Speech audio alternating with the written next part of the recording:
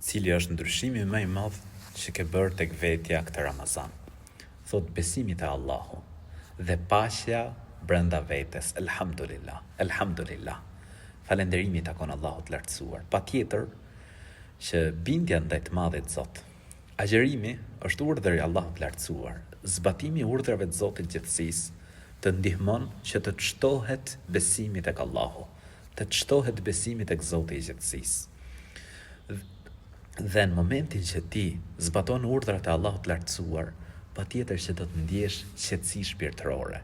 Ashtu siç trupi i njeriu ka nevojë për ushqim, edhe shpirti ka nevojë për ushqim dhe ushqimi i shpirtit është bindja ndaj Zotit gjithësisë.